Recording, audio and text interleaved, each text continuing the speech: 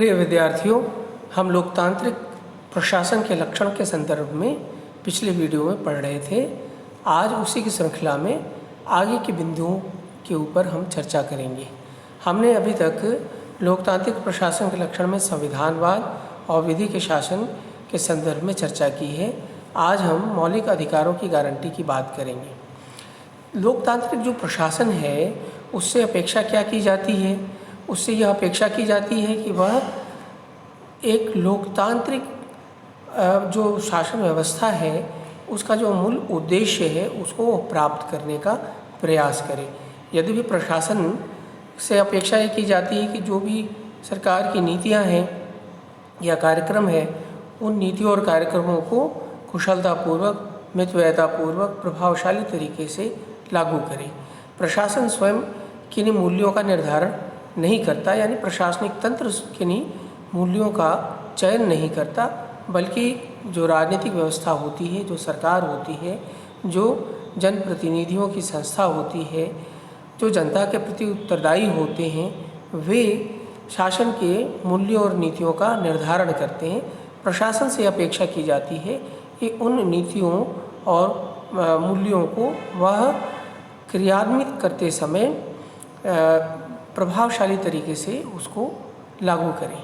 तो प्रशासन या प्रशासनिक जो तंत्र होता है लोकतंत्र में, वह एक कुशल साधन के रूप में है, प्रभावी साधन के रूप में वह कार्य करता है और उससे अपेक्षा की जाती है कि सरकार की नीतियों और आदर्शों को वह प्रभावशाली तरीके से लागू करे। लेकिन जब हम लोकतांत्रिक प्रशासन की बात करते हैं कि लोकतांत्रिक प्रशासन के क्या लक्षण होते हैं, तो वह शासन के जो मूल्य हैं या संविधान के जो आदर्श हैं उसको लागू करने में तटस्थता और कह सकते हैं निरपेक्षता या अनामता जैसे मूल्यों को महत्व नहीं दे सकता।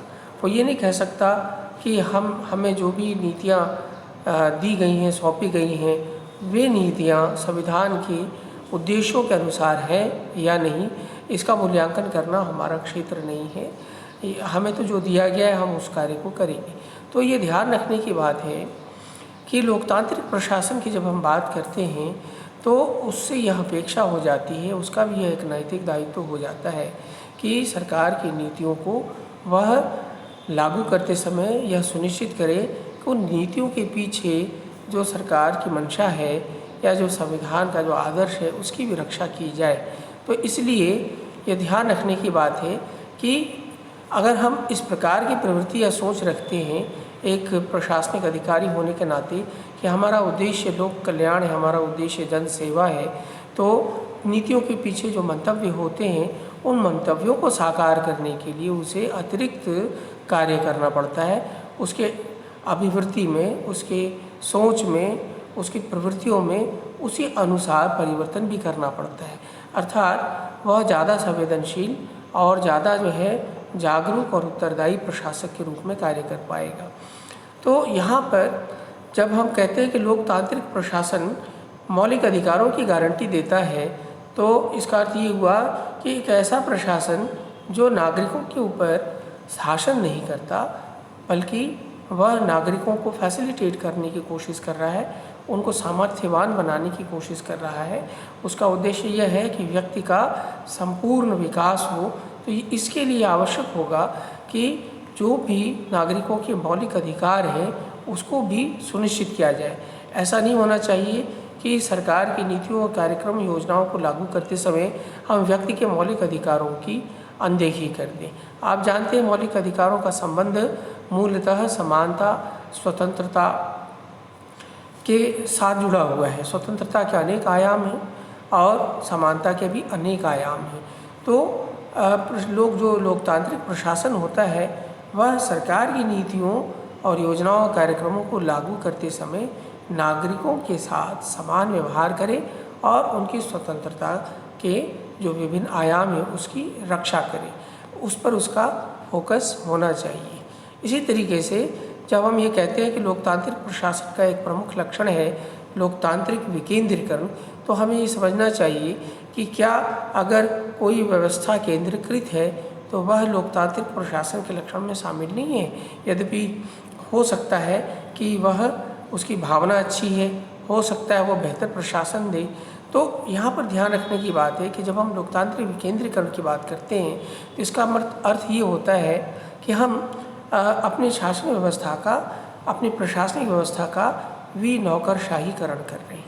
विनौकरशाहीकरण का मतलब ये होता है डीब्यूरोक्रेटाइजेशन, यानी हम अधिक से अधिक अधिकारी और कर्मचारियों के वर्ग पर जो हमारी निर्भरता है उसको कम करने का प्रयास कर रहे हैं, या यूँ कह लीजिए कि हम अपने प्रशासनिक तंत्र में जनप्रतिनिधियों को शामिल करने का प्रयास कर रहे हैं। तो लोकतांत्रिक विकेंद्रीकरण की जो अवधारणा है उसका मूल उद्देश्य होता है हम विनौकरशाहीकरण करें, यानी नौकरशाही का जो प्रभाव है, यानी नियम, प्रतिबद्धता या जो पद सोपानी का ढांचा होता है, इसको कम करके और उत्तरदायित्व को बढ़ावें, जवाबदेहिता को बढ़ावें। और ये तभी संभव हो पाता है जब हम शासन के अनेक स्तरों पर जनप्रतिनिधियों को उस उत्तरदायी बना दें, या उस जो सिस्टम ऑफ गवर्नेंस है, यानी कि जो प्रशासनिक तंत्र है, उसके मुखिया को हम अपने जनप्रतिनिधियों को सौंप दें। तो भारतवर्ष में आप देखिए कि शासन के 2 स्तर हैं, एक तो केंद्र स्तर है, दूसरा राज्य, और उसके बाद जो तीसरा स्तर है 73वें संविधान संशोधन के पश्चात, वह स्तर कहलाता है स्थानीय सरकारों का, स्थानीय शासन का। तो एक तो नगरीय स्थानीय शासन होता है और दूसरा ग्रामीण स्थानीय शासन। तो अब यहाँ भी जो शासन के विषय राज्यों के द्वारा इनको सौंपे गए हैं, जैसा आप जानते होंगे कि नगरीय स्थानीय प्रशासन में लगभग 18 विषय सौंपे गए हैं, जिन विषयों का प्रशासन नगरीय स्थानीय निकाइयाँ करती हैं, और उसी तरह 28 विषयों का जो है, 29 विषयों का जो प्रशासन होता है वह पंचायती राज के माध्यम से किया जाता है।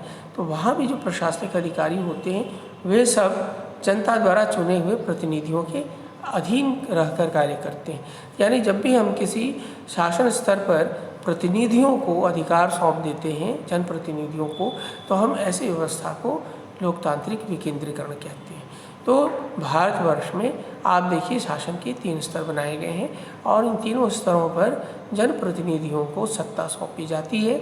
जनप्रतिनिधि ही जो संबंधित विषय होते हैं उन संबंधित विषयों पर निर्णय लेते हैं, योजनाएं, कार्यक्रम बनाते हैं, और अधीनस्थ कर्मचारी वर्ग के माध्यम से उनकी क्रियान्विति सुनिश्चित करते हैं।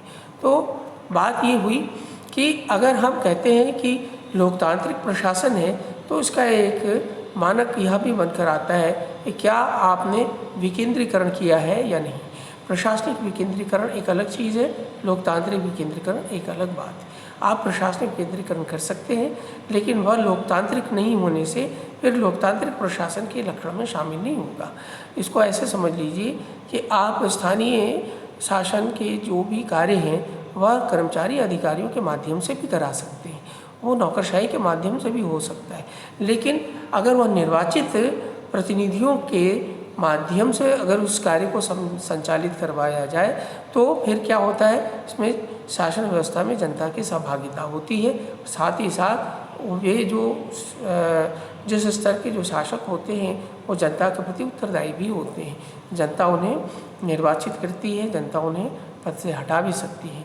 तो इस प्रकार से यदि कोई शासन व्यवस्था के चाहे एक से अधिक स्तर हो तो हम कहेंगे विकेंद्रीकरण हुआ, और प्रत्येक स्तर पर जनता के चुने हुए प्रतिनिधि हों जो उस स्तर के निर्णय लें और उसको क्रियान्वित कराएं, तो ऐसी व्यवस्था को हम लोकतांत्रिक विकेंद्रीकरण कहेंगे। तो भारत में लोकतांत्रिक विकेंद्रीकरण की अवधारणा पाई जाती है, और यहाँ पर जो भी शासन के विषय होते हैं, चाहे वो स्थानीय स्तर के हों, चाहे प्रांतीय स्तर के या राष्ट्रीय स्तर के, वे सभी जनता द्वारा चुने प्रतिनिधियों के माध्यम से ही शासन उन विषयों का किया जाता है।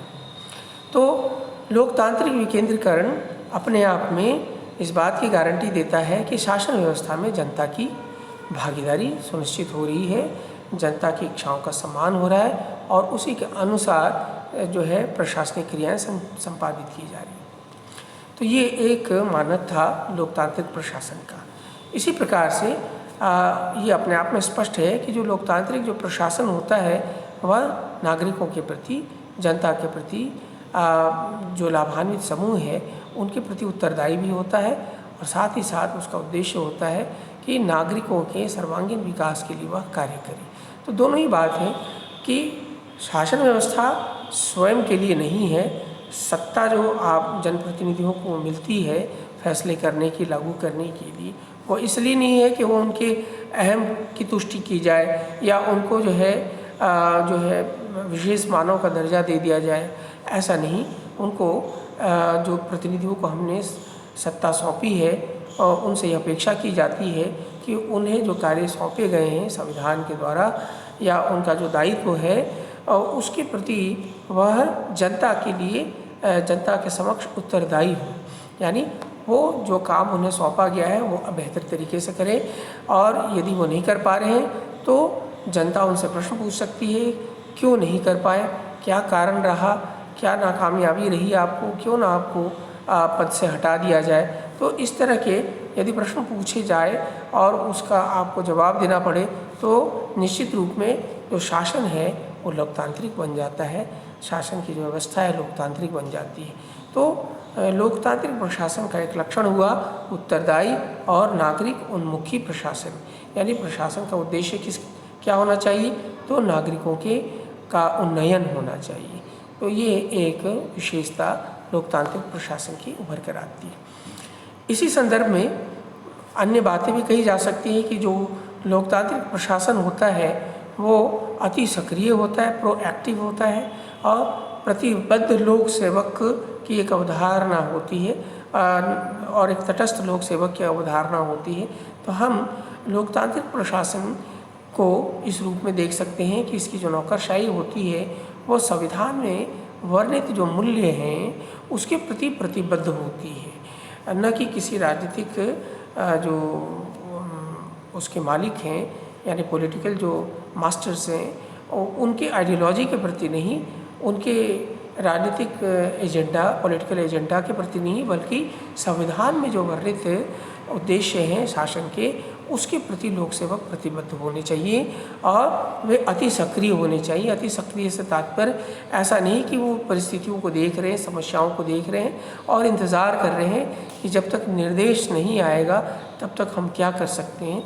ऐसी जो वृत्तियाँ होती हैं उससे हटकर वे समस्याओं को स्वयं देखना, उनका मूल्यांकन करना और समस्याओं को समाधान करने के लिए निर्णय लेना, इस प्रकार की प्रवृत्तियों को हम कहते हैं कि ये अति सक्रिय प्रशासन। तो अति सक्रिय प्रशासन से तात्पर्य यह है कि वह प्रशासन जो परिस्थितियों को देखकर स्वयं निर्णय लेता है और उनके समाधान के लिए प्रयास करता है, वो परिस्थितियों को बदलना चाहता है, बेहतर बनाना चाहता है, और वो हाथ पर हाथ धरे नहीं बैठा रहता कि जब तक ऊपर से कोई निर्देश नहीं आएगा तब तक हम कोई काम नहीं करेंगे। तो इस प्रकार के प्रशासन को, जो कि परिस्थिति को सुधारने के लिए परिस्थितियों का आकलन करता है और समस्याओं को दूर करने का प्रयास करता है अपने स्तर पर, उसको हम कहेंगे अति सक्रिय। ठीक विपरीत ऐसे प्रशासनिक तंत्र होते हैं, विशेषकर नौकरशाही पर यही आरोप लगाया जाता है कि नौकरशाही क्या करती है, इंतज़ार करती है कि जैसा ऊपर से आदेश आएगा वैसा हम कार्य करेंगे। तो नौकरशाही जो है उस पर ये इल्ज़ाम है कि वह समस्याओं के बीच घिरी भी रहती है लेकिन स्वयं अपने स्तर पर कोई निर्णय नहीं लेती है। तो लोकतांत्रिक प्रशासन की जब हम लक्षण की बात करेंगे तो हम कहेंगे कि लोकतांत्रिक प्रशासन जो है वो नौकरशाही से भिन्न एक ऐसा प्रशासन होता है जो अति सक्रिय, प्रोएक्टिव होता है। वो आगे बढ़कर समस्याओं को देखता है, अपने स्तर पर उसको सॉल्व करने का प्रयास करता है और साथ ही साथ वह ऐसा करते हुए संविधान में जो वर्णित शासन के उद्देश्य हैं उन उद्देश्यों को ध्यान में रखकर कार्य संपादित करता है। तो इसलिए वो प्रतिबद्ध लोक सेवक की श्रेणी में उनको रखा जा सकता है, वे अति सक्रिय होते हैं।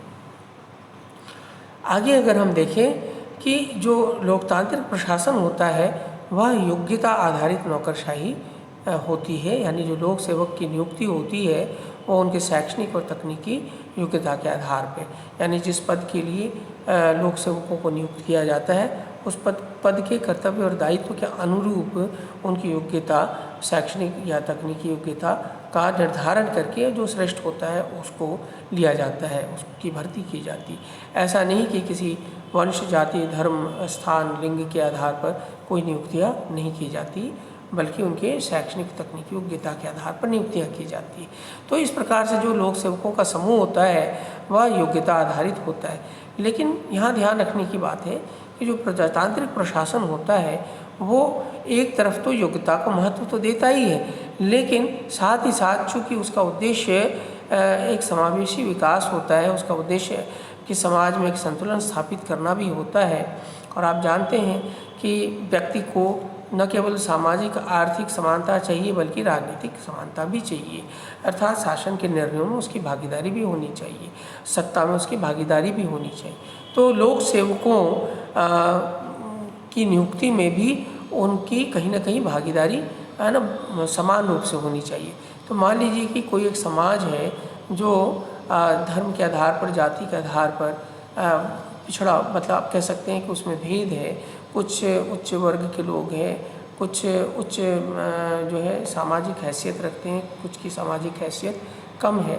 तो जो सामाजिक जो स्तरीकरण में अगर निम्न स्तर के जो लोग हैं उनको अगर हम अवसर नहीं देंगे तो वो सदैव पिछड़े रहेंगे, तो सब एक संतुलित समाज का निर्माण नहीं हो पाएगा। इसीलिए कई बार योग्यताओं के अलावे भी हमें इस विशेष वर्ग जो सामाजिक स्तरीकरण में नीचे हैं उन लोगों को भी क्या देना पड़ता है, आरक्षण देना पड़ता है। तो जिसमें हम योग्यता के मूल्य को एक सीमा तक कम कर देते हैं, यानी योग्यता के मूल्य को थोड़ा कम करते हुए और सकारात्मक विभेदीकरण के मूल्य को थोड़ा सा बराबर ऊंचा करते हुए और उस पॉइंट तक ऊंचा करते हैं ताकि योग्यता बिल्कुल ही शून्य न हो जाए, योग्यता भी बनी रहे और जो है स्तरीकरण में जो निम्न लोग हैं सामाजिक स्तरीकरण में उन लोगों को भी आगे बढ़ने का मौका मिले। इसी को हम आरक्षण व्यवस्था भी कहते हैं। तो इस प्रकार से जो लोकतांत्रिक प्रशासन होता है वह न केवल योग्यता को महत्व देता है बल्कि साथ ही साथ यह भी सुनिश्चित करता है कि समाज में जो सामाजिक स्तरीकरण के पैमाने पर जो पिछड़े वर्ग है उसको भी नौकरशाही में आने का या लोक सेवाओं में आने का मौका मिले, अवसर मिले। और इसलिए आरक्षण व्यवस्था आप भारत में देखेंगे बहुत सारे देशों में आरक्षण व्यवस्था है, किसी न किसी आधार पर उनको क्या किया जाता है, सकारात्मक विभेदीकरण किया जाता है ताकि समाज के सभी व्यक्तियों का, चाहे वो सामाजिक दृष्टि से कमज़ोर हो या मजबूत हो, सभी को समान अवसर मिलना चाहिए। तो ये एक महत्वपूर्ण लोकतांत्रिक प्रशासन के लक्षण में ये एक बिंदु है। इसी तरह हम लोकतांत्रिक प्रशासन के लक्षण के संदर्भ में एक बात और कह सकते हैं कि यह जो प्रशासन होता है वो सूचना और सेवा युक्त नागरिक अधिकार प्रदान करता है। आपने न्यू राइट्स का नाम सुना होगा।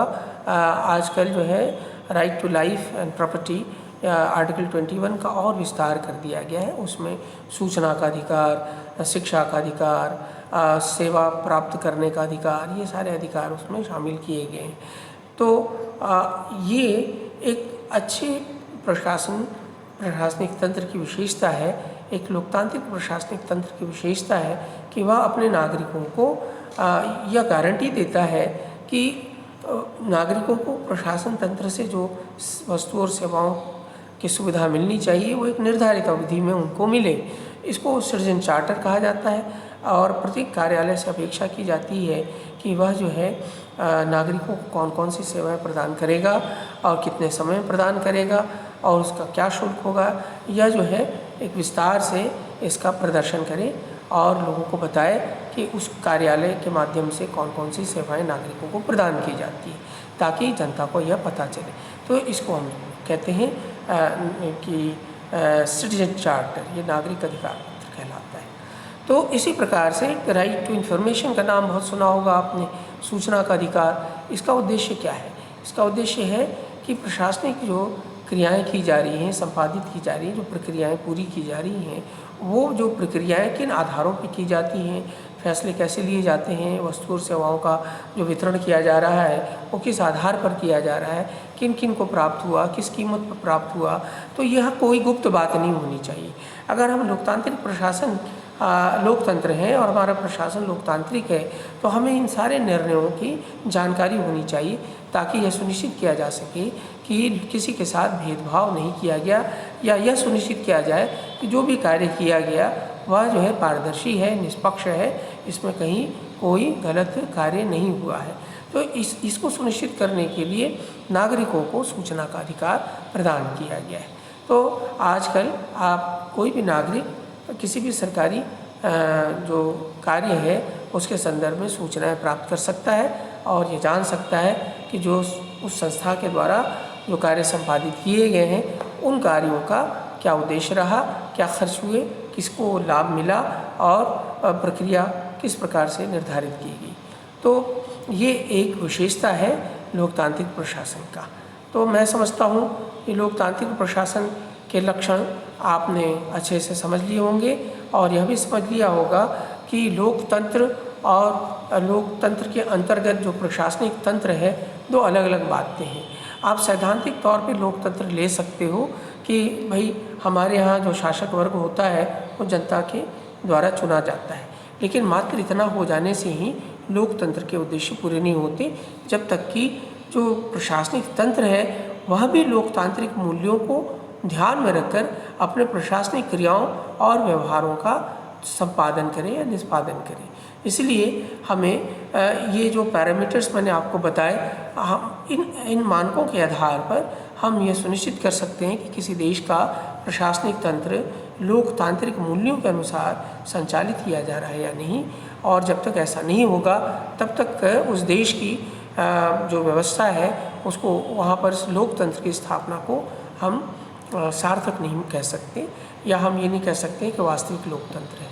तो वास्तविक लोकतंत्र न केवल प्रतिनिधि शासकों के द्वारा संचालित होता है बल्कि उसका जो प्रशासनिक तंत्र होता है वह भी लोकतांत्रिक मूल्यों के अनुसार गठित और संचालित होता है। तो ये संक्षेप में बातें हमने आपको बताई हैं और आशा करता हूँ आपने इस शीर्षक को अच्छे से समझ लिया होगा।